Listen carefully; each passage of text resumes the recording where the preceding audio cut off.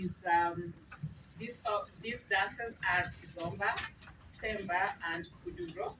Born in Angola, he was introduced to the art of dancing through salsa as a young boy. He then came to Canada where he graduated in political science with honors from York University.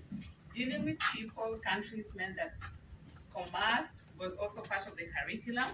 That's where Mr. Dos Santos decided to build a business plan following him to promote his culture through his craft dance. Today, Dr. Kizomba Canada Studio is a dance studio owner, artist and teacher, and he will introduce you to African dances and how art, history, and culture collide to keep a world that is unknown to most, while shining a positive light on country and continent that gave birth to endless treasures.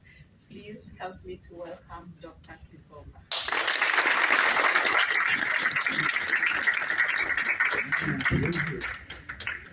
Hi, how you doing? Yeah? Okay, yeah. Yo, make me feel a little relaxed because it's my first time, okay? I never thought, yeah, I did university, but I was just doing university because of my mom, okay? Yeah, my mom is from Angola, and she actually, we actually have to have some kind of degree before choosing our hobby. Because my hobby was dancing and I became a business, but I had to do kind of political science and stuff like that, and that helped me actually create my business, okay? And thank you so much, Dr. Milka, for the opportunity. Give us a round of applause.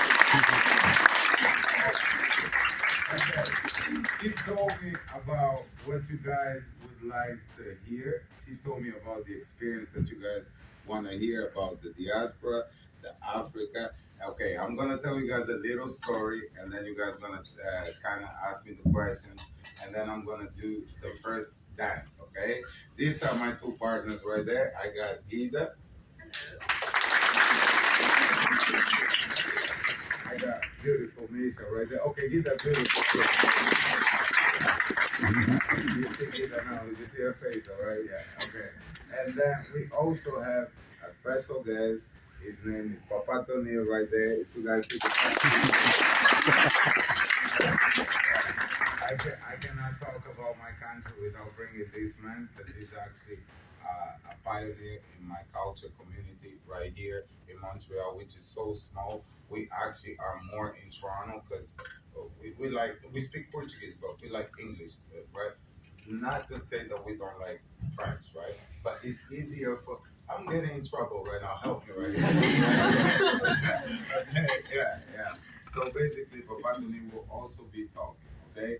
Now let's go back around the eras before the 70s. Okay. This is Angola. All right.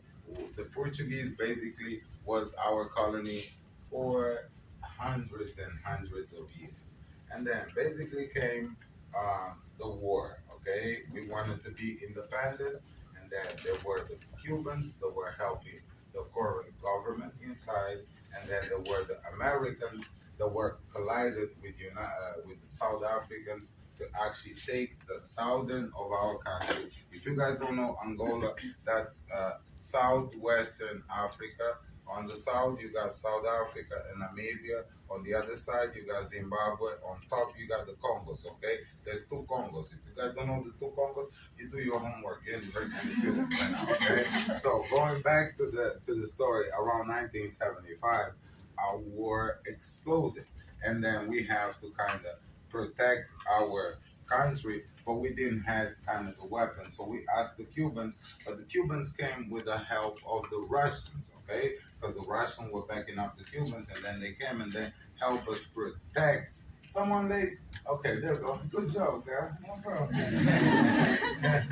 Oh, you too. Come on, my brother. You're making me look bad, bro. All right. There you go. All right, come on, my brother. I'm not gonna be on you. Let's go. Yeah. Where I was? Russians and the Cubans. There you go, my boy. You listening? All right. So, okay. So when the Russians came with the support of the Cubans, right? And then it was a big battle around Quito where Fidel de Castro actually won. All right, was the first time they're not gonna televise that. That was the first time that the Russians actually won against the Americans. But this is not going to be televised because you know Americans, they got to win all the time, right? Not to say if there's any American right here, okay? You lost that battle, all right? Yeah, so going back to that, where the birth of the dances, Samba and Kizomba, that was already part of our culture. But what we did in between, the president at the time, he organized something called Kizombadas, right? Kizombadas is actually in our traditional language, what we call Kizomba is a party, right? So now, in these Kizombadas, we had to get together and make babies because we were dying.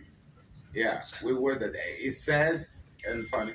Yeah, we were dying, okay? We had to procreate because actually the population was going down because of the war. So millions of people died on that war, and until today, my country still have mines from that, so that way some places you cannot walk because you're gonna lose a limb or you're gonna die as well. So you cannot walk around because the territory was around was mining. So we organized the Kizombadas, where basically people will get together, will get to know each other, will have babies, and will maintain the population, okay? And through these dances, that was the birth of Samba, which already was our traditional dances, right? That was the birth of Samba, that was the birth of Kizomba, and at the time, 75 to 80s, Zouk and Compa, a dance from Haiti, right, was very popular in the market. They had like the Kassav that was going all over the world and singing. So we actually brought them to our country to